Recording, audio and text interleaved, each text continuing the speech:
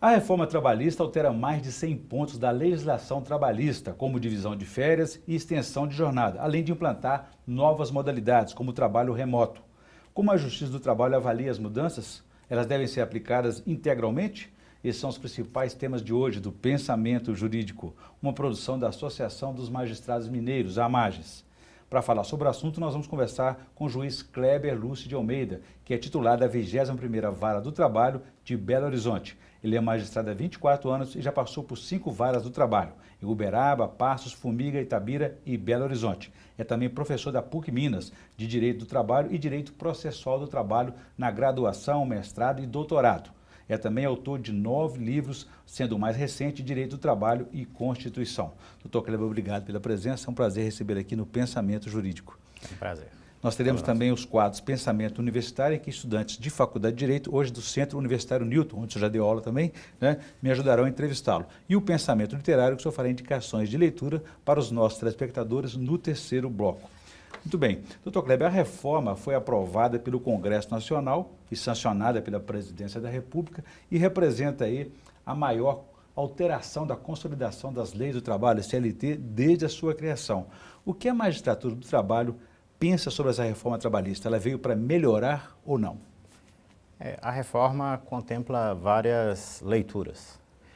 Existem aqueles que entendem que ela é um retrocesso flagrante, né, muito sensível na condição social dos trabalhadores. Outros entendem que ela moderniza o direito do trabalho para adequá-lo à nova realidade econômica e social, não só do país, como do mundo. Persistem várias questões que envolvem a reforma. Constitucionalidade, harmonização com tratados firmados pelo Brasil. Então, são vários pontos ainda carentes de um estudo mais aprofundado. Quem defende aposta que a reforma vai gerar mais emprego. O senhor acredita nisso? Em todos os países do mundo, que essa reforma não é uma reforma localizada no Brasil. Ela faz parte de um processo global. Nos países do mundo em que ela foi aplicada, Portugal, Espanha, Itália, ela não gerou emprego. Pelo contrário, ela reduziu a ocupação. E quando gerou empregos, ela gerou empregos precarizados, ou seja, empregos cujo nível de proteção social é bastante reduzido. O senhor pode destacar para a gente as principais mudanças e avaliar se isso afeta ou não os direitos dos trabalhadores? Um primeiro ponto na reforma é verificar o alcance dela.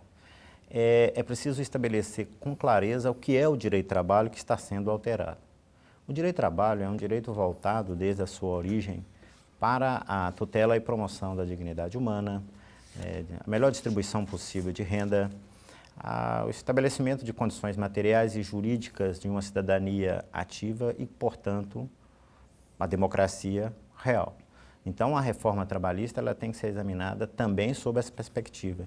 Em que medida ela contribui ou dificulta a realização de uma vida conforme a dignidade humana, da distribuição de renda, logo, justiça social, da cidadania e da democracia. No aspecto da constitucionalidade, o senhor destaca algum ponto? Existem vários pontos de constitucionalidade, na minha perspectiva, invencível. Por exemplo, quando a reforma estabelece que o judiciário trabalhista, ao examinar um acordo coletivo, só poderá fazê-lo na perspectiva formal, ou seja, dos seus elementos formais sem entrar no seu conteúdo. Mas a Constituição diz que nenhuma lesão ou ameaça de lesão a direito pode ficar fora do alcance do Poder Judiciário.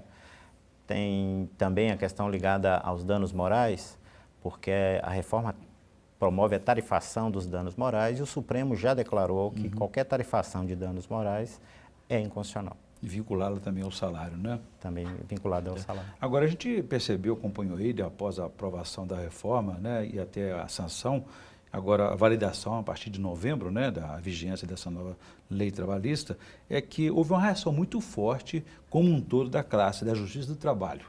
Por quê? Porque para quem lida no dia a dia da Justiça do Trabalho, fica claro que a reforma precariza de forma gritante a condição social dos trabalhadores brasileiros. No sentido de que há uma redução de direitos, no sentido de que há uma destruição da jurisprudência do TST favorável à classe trabalhadora, no sentido de que há uma restrição muito forte em relação ao acesso dos trabalhadores à justiça do trabalho. E há um conflito entre o que pode ser acordado e o legislado. Os acordos coletivos, contratos coletivos, aí, eles podem ser diferentes do que prevê a legislação? Há muito tempo no Brasil, desde do governo Fernando Henrique, tenta-se emplacar a ideia de que o negociado deve prevalecer sobre o legislado. E isso finalmente foi estabelecido no Brasil. Chama de flexibilização. O que se chama de flexibilização negociada. E isso foi colocado no momento de sindicatos extremamente fragilizados e inclusive afetados na sua principal fonte de custeio. Isso que é a contribuição sindical. Que é a contribuição sindical. Que deixa de ser obrigatória. Obrigatória. Isso pode conduzir a uma negociação que, na verdade, representa nada mais, nada menos do que a imposição da vontade de uma das partes à outra em prejuízo da classe trabalhadora. E de uma parte fragilizada, que é o empregado diante do patrão, né? Exatamente. Doutor Kleber, eu vou fazer um intervalo, eu gostaria que no próximo bloco o senhor contasse para a gente aí outros direitos que estão sendo colocados em xeque, em risco para os trabalhadores. A gente volta então em instantes.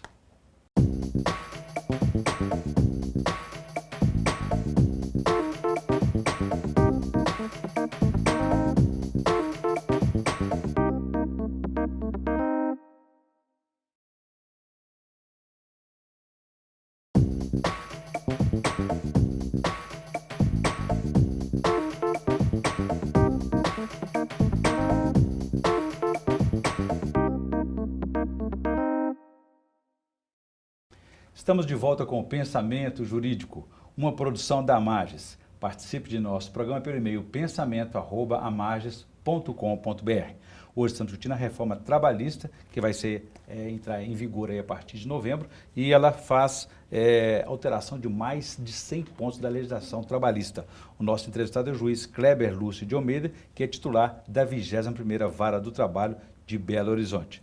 Doutor Kleber, deixei para o senhor então a questão no bloco anterior a respeito das mudanças que vão aí afetar diretamente os direitos dos trabalhadores. Como fica a questão da demissão, na hora da demissão? O que acontece? O Brasil ele já adota a perspectiva de que o empregador tem uma certa liberdade para colocar fim à relação de emprego. Apesar da Constituição de 88 estabelecer que o trabalhador tem direito a ser protegido contra dispensa arbitrária ou sem justa causa, esse direito nunca foi regulamentado. E agora, com a reforma, existe uma maior facilidade do empregador para colocar fim à relação de emprego. Onde está exatamente na questão da multa? Principalmente na questão do distrato.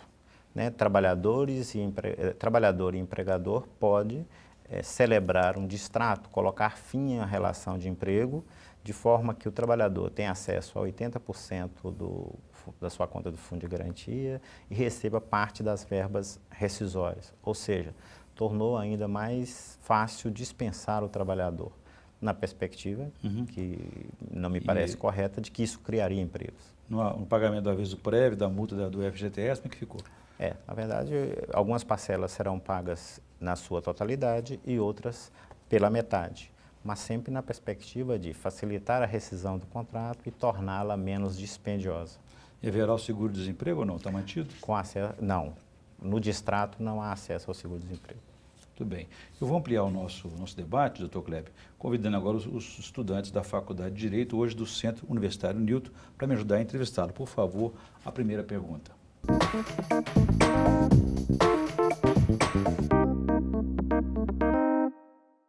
É sabido que um dos fundamentos da jornada é o caráter biológico. Como se dará a negociação dessa jornada entre empregado e empregador? A reforma, ela valoriza, em grande medida, a vontade do trabalhador. Uma vontade que, em tese, pode ser considerada limitada, porque o trabalhador depende do trabalho para sobreviver e ele, enquanto trabalha, está subordinado a outrem.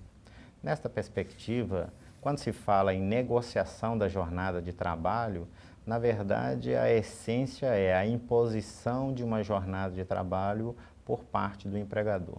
Nesse sentido, por exemplo, é possível, mediante um acordo individual, o estabelecimento do que a gente chama banco de horas, que é o trabalhador faz, realiza horas extras e com o tempo, um determinado espaço temporal, elas serão compensadas. No aspecto jornada de trabalho, é interessante verificar, inclusive, que a reforma estabelece que jornada de trabalho não tem qualquer relação com medida de saúde e segurança do trabalhador, o que, na verdade, é insustentável. Uma das primeiras medidas do direito do trabalho, as medidas primeiras do direito do trabalho, foi exatamente cuidar da integridade física e da saúde do trabalhador, reduzindo a jornada de trabalho. A reforma vai na contramão dessa perspectiva, permitindo uma alteração sensível da jornada a ponto, inclusive, de permitir jornada de 12 horas consecutivas sem gozo de intervalo para descanso e refeição.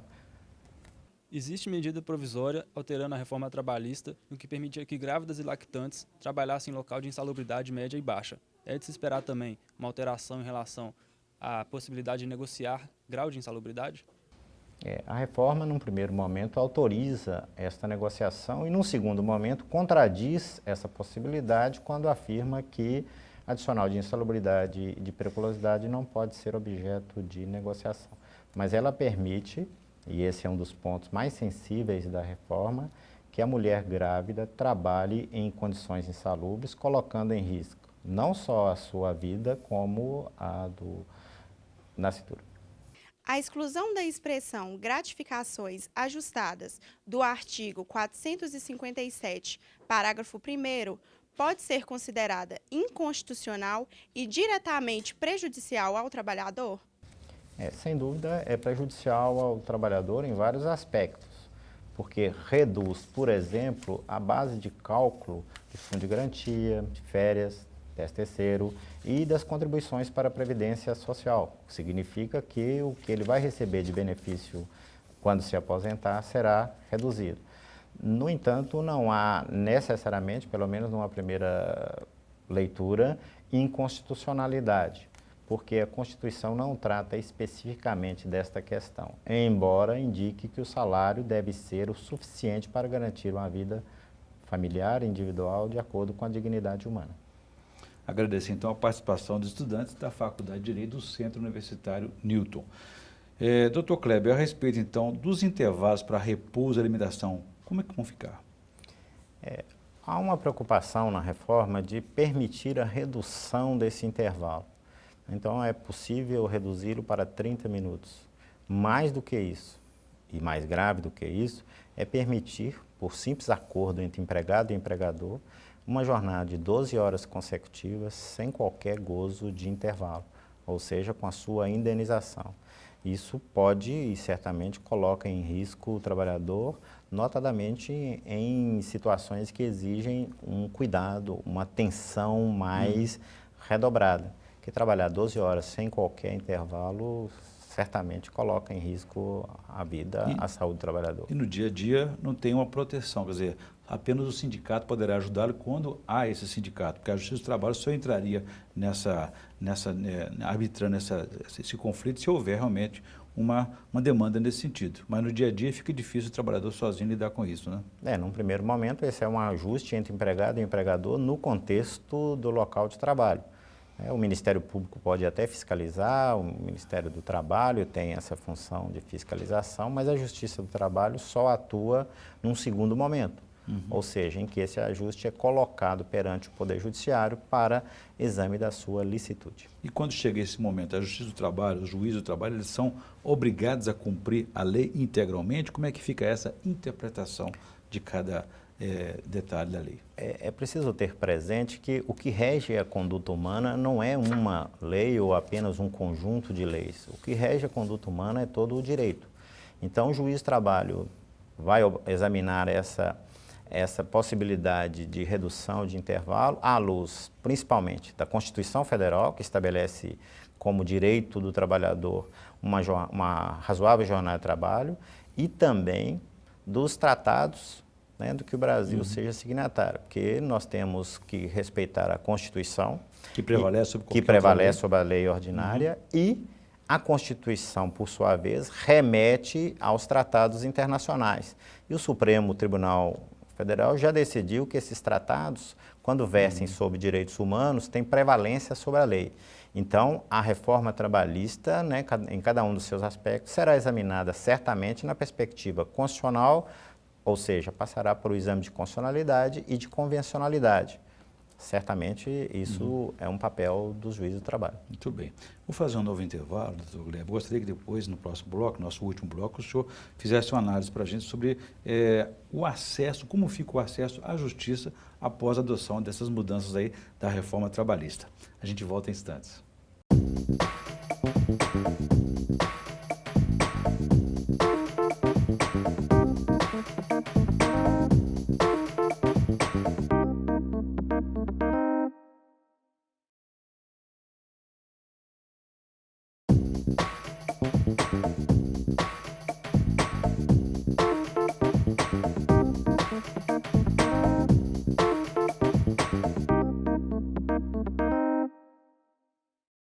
Estamos de volta com o Pensamento Jurídico, uma produção da Magis. Hoje estamos discutindo a reforma trabalhista que alterou em mais de 100 pontos a legislação trabalhista. O nosso entrevistado é o juiz Kleber Lúcio de Almeida, que é titular da 21ª Vara do Trabalho de Belo Horizonte.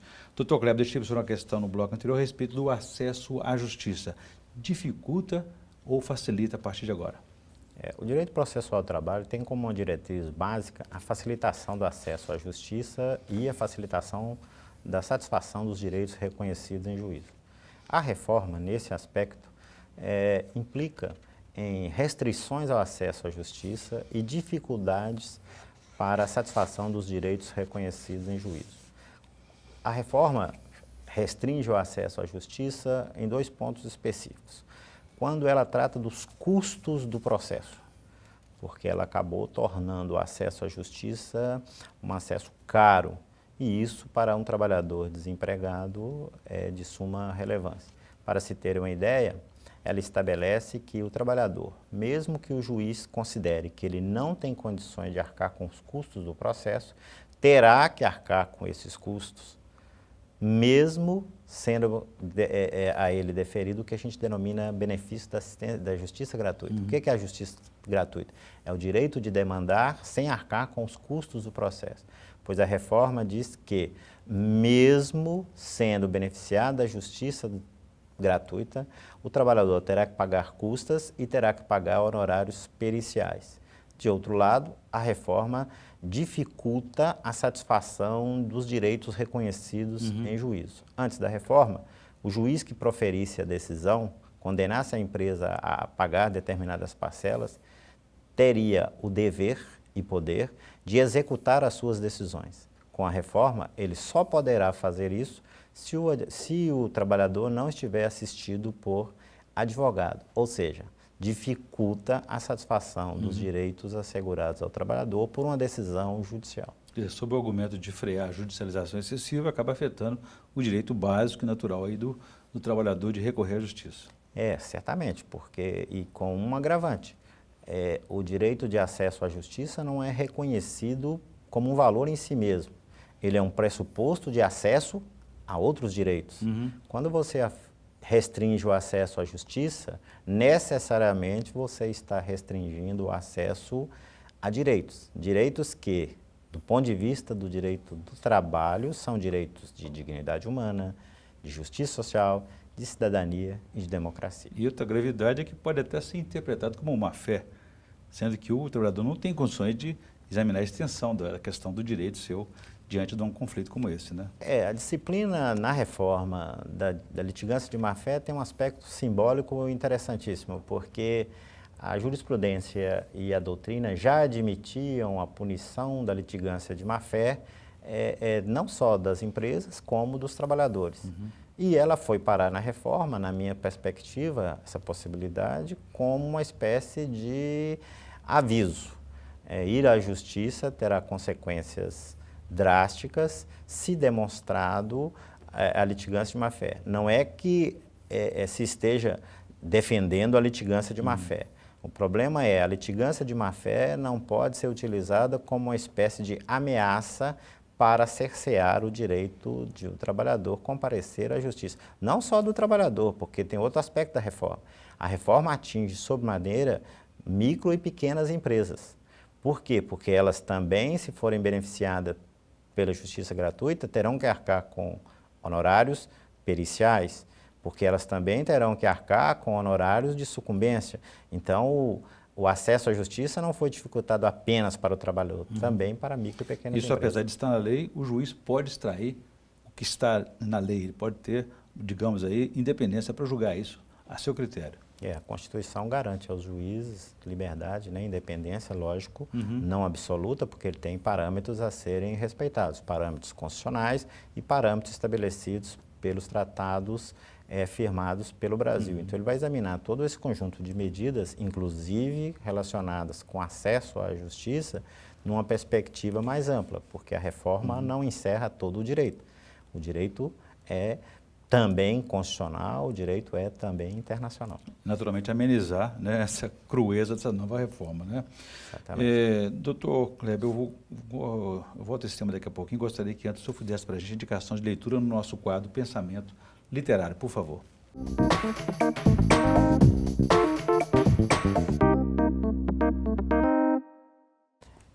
O direito é um ramo que não pode ser visto fora do contexto social. Então, por exemplo, para perceber a amplitude da reforma, seria interessante ler os livros de Norberto Bobbio, em especial Política e Poder. Muito bem, boa indicação. E voltando ao tema aqui, doutor Kleber, antes da reforma trabalhista, o Congresso aprovou a terceirização do trabalho em atividades fins. Como é que o senhor avalia isso? É possível? A reforma, na verdade, ela faz parte de um processo. Ela não encerra todas as alterações que se pretende realizar no ordenamento jurídico brasileiro. Antes da reforma, nós tivemos, né, a lei que alterou a Lei 6.019, tratando da terceirização, na perspectiva de tornar essa terceirização a mais ampla possível. Há aqueles que sustentam que a terceirização é defensável porque criaria empregos, especializaria as empresas. Mas há, por outro lado, aqueles que entendem que a terceirização, na verdade, precariza a situação do trabalhador, além de afetar um já combalido sindicato. Por quê? Porque há uma divisão da classe trabalhadora entre aqueles que são empregados do tomador de serviço, aqueles que são, né, terceirizados, e você fragiliza. Não há aí um ambiente para criar uma solidariedade sem a qual não há uma ação coletiva possível. Chamada base sindical, né? A base sindical. Agora, na precarização que o senhor disse aí, só para a gente finalizar, a questão da terceirização acaba também com as categorias profissionais, porque todo mundo pode ser terceirizado. Esse é um grande problema da terceirização, né? Uma grande empresa congrega uma série de trabalhadores que têm algumas convivências em comum que contribuem para a solidariedade. Quando a terceirização comparece nessa grande empresa, na verdade você dilui essa possibilidade de solidariedade, afeta a ação coletiva do sindicato, perde a força política. Por isso, há quem proponha na reforma uma nova alteração para dizer que os trabalhadores das empresas terceirizadas sejam representados pelos sindicatos da empresa que terceiriza, exatamente para evitar a fragmentação da classe trabalhadora. Outro tipo de unidade, né? Porque é necessário sempre, em uma democracia, poder e contrapoder. E sindicato faz parte do contrapoder que o direito do trabalho, não só o direito do trabalho, mas o direito constitucional e as normas de direito internacional, colocam à disposição dos trabalhadores. Porque num ambiente democrático é necessário sempre um diálogo entre partes com o mínimo de igualdade e liberdade possível. Muito bem, eu conversei aqui com o juiz Kleber Lúcio de Almeida, que é titular da 21ª Vara do Trabalho de Belo Horizonte. E discutimos aí a reforma trabalhista, que altera aí mais de 100 pontos da legislação trabalhista e representa uma alteração desde a criação da CLT. Doutor Kleber, obrigado pela entrevista. Foi um prazer recebê-lo aqui no Pensamento Jurídico. Prazer foi todo meu. Muito obrigado. Nós ficamos por aqui. Se você quiser participar, escreva para pensamento@amarges.com.br. Obrigado e até a próxima.